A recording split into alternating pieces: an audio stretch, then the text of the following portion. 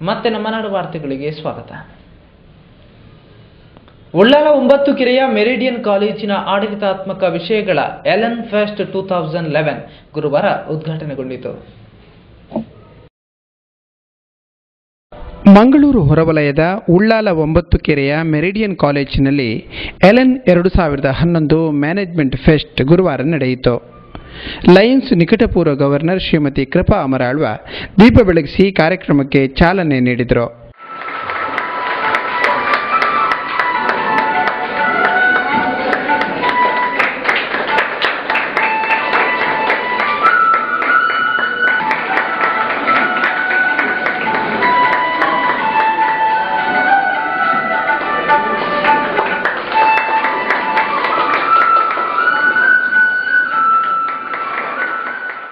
ಈ ವೇಳೆ ಮಾತನಾಡಿದ ಅವರು, ನಾವು ಪ್ರಗತಿಪರ ರಾಷ್ಟ್ರವಲ್ಲದಿದ್ದರೂ ಪ್ರಗತಿ ಹೊಂದುವ ರಾಷ್ಟ್ರ ಎಂಬುದನ್ನು ಒಪ್ಪಿಕೊಳ್ಳಬೇಕಾಗಿದೆ.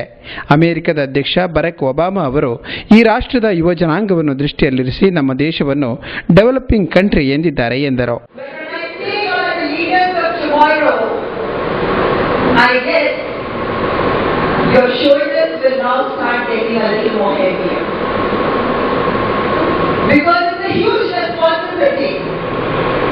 To be leaders of tomorrow. We had the President of the United States of America coming to India in the month of November. And when he interacted with the parliamentarians of our country, I always thought that we as Indians, we as a country, India, is a developing country. It is an underdeveloped country, and I thought today our country is a developing country. But Barack Obama changed the entire perspective of India by saying India today is a world leader. He's not talking about today. He's talking about tomorrow. Seeing the youth of our country. ಸಭಾಧ್ಯಕ್ಷತೆ ವಹಿಸಿದ meridian ಕಾಲೇಜಿನ ಪ್ರಾಂಶುಪಾಲರಾದ ಜೋಬಿ EC ಅವರು ಸಕಾಲಿಕ ಸಲಹೆಗಳನ್ನಿತ್ತರು.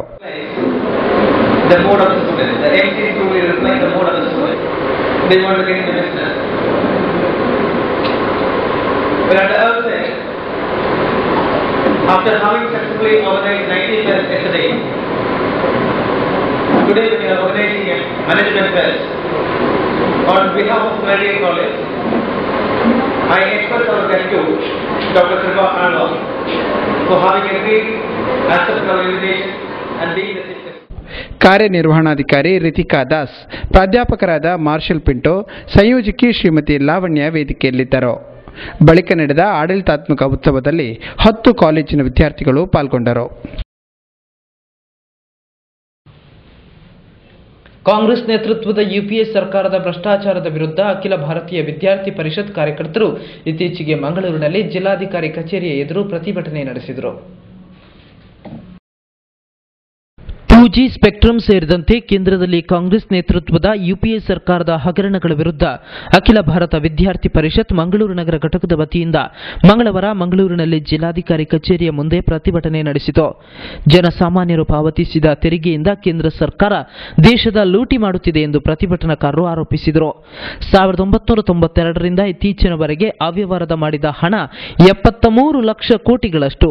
2G ತರಂಗಾಂತರ ಹಗರಣದಿಂದ 1.76 ಲಕ್ಷ ಕೋಟಿ ರೂಪಾಯಿ ನಷ್ಟವಾಗಿದೆ. ಆದರ್ಶ ಹಗರಣ ರಾಜಕೀಯ ವ್ಯಕ್ತಿಗಳು, ಅಧಿಕಾರಿಗಳು ಸೇರಿ ಮಾಡಿದ ದ್ರೋಹ. ಕಾನೂನು ಬಾಹಿರವಾಗಿ ಮುಂಬೈ ಸಮುದ್ರ ತೀರದ ಕೊಲಬಾದಲ್ಲಿ ನೌಕಾದಳಕ್ಕೆ ಸೇರಿದ ಭೂಮಿಯಲ್ಲಿ ಬೃಹತ್ ಕಟ್ಟಡ ನಿರ್ಮಿಸಲಾಗಿದೆ. ಕಾನೂನು ಪ್ರಕಾರ ಸೇನೆಗೆ ಸೇರಿದ ಭೂಮಿಯ ಬಳಿ ಕಟ್ಟಡ ನಿರ್ಮಿಸುವಂತಿಲ್ಲ. ಇನ್ನು ಕಾಮನ್ವೆಲ್ತ್ ಕ್ರೀಡಾಕೂಟದ ಹಗರಣದಿಂದ ದೇಶಕ್ಕೆ ಅಂತಾರಾಷ್ಟ್ರೀಯ ಮಟ್ಟದಲ್ಲಿ ಅಪಮಾನವಾಗಿದೆ. ದೆಹಲಿ ರಾಜ್ಯ ಸರ್ಕಾರ 10,000 ಕೋಟಿಗೂ ಹಣವನ್ನು ಕಾಮನ್ವೆಲ್ತ್ ಕ್ರೀಡೆಗಾಗಿ ವ್ಯಯ ಮಾಡಿದೆ. ಈಗ ಉಪಯುಕ್ತ ಮೆಟ್ರೋ ರೈಲ್ನ 3ನೇ ಹಂತ ನಡೆಸಲು ಹಣದ ಕೊರತೆ ಇದೆ ಎನ್ನುತ್ತಿದೆ ಎಂದು ಪ್ರಕಟಣೆಯಲ್ಲಿ ತಿಳಿಸಲಾಗಿದೆ ಎಂದು ದೂರಿದರು. ಒಬ್ಬರನ್ನ ಬಲಿಪಶು ಮಾಡಿ ಜನತೆಗೆ ಕಣ್ಣಿಗೆ ಮಣ್ಣಚ್ಚುವಂತ ಕೆಲಸವನ್ನ ಇವತ್ತು ಈ ಕೇಂದ್ರ ಸರ್ಕಾರದ ಏನು ನಮ್ಮ ಪ್ರಧಾನಮಂತ್ರಿಗಳಾಗಿರ್ಬೋದು, ಅಲ್ಲಿಯ ಯುಪಿಎ ಅಧ್ಯಕ್ಷರಾಗಿರ್ಬೋದು, ಇವರು ಮಾಡ್ತಿದ್ದಾರೆ. ಇವತ್ತು ಇದರ ವಿರುದ್ಧ ಜನಗಳಲ್ಲಿ ಜಾಗೃತಿ ಉಂಟಾಗಬೇಕು. ಎಲ್ಲ ಸಾಮಾನ್ಯ ಜನಗಳಿಗೂ ಈ ತರದ ಒಂದು ಭ್ರಷ್ಟಾಚಾರದ ಬಗ್ಗೆ ಅವೇರ್ನೆಸ್ ಗೊತ್ತಾಗಬೇಕು, ಎಚ್ಚರಿಕೆಗಳನ್ನು ನಾವು ಗಳಿಸಬೇಕಾಗಿದೆ. ಹೆಚ್ಚಳಲ್ಲಿ ಹಾಗೂ ಜನಸಾಮಾನ್ಯರಲ್ಲಿ ದೊಡ್ಡ ಮಟ್ಟದ ಮುಂದಿನ ದಿನಗಳಲ್ಲಿ ಆಂದೋಲನಗಳನ್ನು ನಾವು ಸೃಷ್ಟಿಸಬೇಕಾಗಿದೆ, ಕಟ್ಟಬೇಕಾಗಿದೆ. ಹಾಗಾಗಿ ಅಖಿಲ ಭಾರತೀಯ ವಿದ್ಯಾರ್ಥಿ ಪರಿಷತ್ ಇವತ್ತೇನೋ ಒಂದು ಪ್ರತಿಭಟನೆ ಮಾಡೋದ್ರ ಮೂಲಕ ಈ ಭ್ರಷ್ಟಾಚಾರದ ಒಂದು ವಿರುದ್ಧ ಒಂದು ಕೂಗನ್ನು, ಧ್ವನಿಯನ್ನು ಎತ್ತುತ್ತಿದೆ. ಹಾಗಾಗಿ ಇನ್ನು ಮುಂದಿನ ದಿನಗಳಲ್ಲಿ ಕೇಂದ್ರ ಸರ್ಕಾರಕ್ಕೆ ಎಚ್ಚರಿಕೆಯನ್ನು ಕೊಡಲಿಕ್ಕೆ ಈ ಮೂಲಕ ನಾನು ಇಷ್ಟಪಡ್ತಿದ್ದೇನೆ. ಇದೇ ತರ ಮುಂದುವರಿಸ್ತಾ ಹೋದ್ರಂದ್ರೆ ನಾವು ನಮ್ಮ ಹೋರಾಟದ ತೀವ್ರತೆಗಳನ್ನು ಜಾಸ್ತಿ ಮಾಡಬೇಕಾಗತ್ತೆ. ಊರುಗಳಲ್ಲಿ ಗಲ್ಲಿಗಳಲ್ಲಿ ಭ್ರಷ್ಟಾಚಾರದ ವಿರುದ್ಧ ದೊಡ್ಡ ದೊಡ್ಡ ಆಂದೋಲನಗಳನ್ನು ಮಾಡೋದ್ರ ಮೂಲಕ ಈ ಭ್ರಷ್ಟಾಚಾರಿಗಳಿಗೆ ಸರಿಯಾದ ಶಿಕ್ಷೆಯನ್ನು ಮಾಡಬೇಕಾಗತ್ತೆ.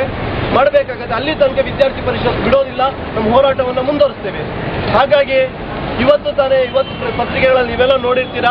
ಇವತ್ತಿನ ಪತ್ರಿಕೆಯಲ್ಲಿ ಇನ್ನೊಂದು ಹಗರಣವನ್ನ ಏನು ಇವತ್ತು ಕೇಂದ್ರ ಸರ್ಕಾರ ಏನು ವಿಪ್ರೋದಲ್ಲಿ ತರಂಗದ ಹಂಚಿಕೆಯಲ್ಲಿ ಸುಮಾರು 2 ಲಕ್ಷ ಕೋಟಿ ಅವ್ಯವಹಾರಗಳಾಗಿದೆ ಅಂತೇಳಿ ಇವತ್ತಿನ ಹೊಸ ಹಗರಣವನ್ನು ಏನು ಇವತ್ತು ಸೆಂಟ್ರಲ್ CAGC ಏನು ಇವತ್ತು ಅದನ್ನು ಹೊರಪಡಿಸಿದೆ. ಜಿಲ್ಲಾಧಿಕಾರಿ ಕಚೇರಿ ಎದುರು ನಡೆದ ಪ್ರತಿಭಟನೆಯ ನೇತೃತ್ವವನ್ನು ನಗರ ಸಂಘಟನಾ ಕಾರ್ಯದರ್ಶಿ ವಿನಯ್ ವಿ ಜಾಧವ್, ನಗರ ಕಾರ್ಯಕಾರಿಣಿ ಸದಸ್ಯರಾದ ಸೂರಜ್ ವಿನಯ್, ಯತೀಶ್ ಉಲ್ಲಾಸ್ ಮತ್ತಿತರರು ವಹಿಸಿದರು.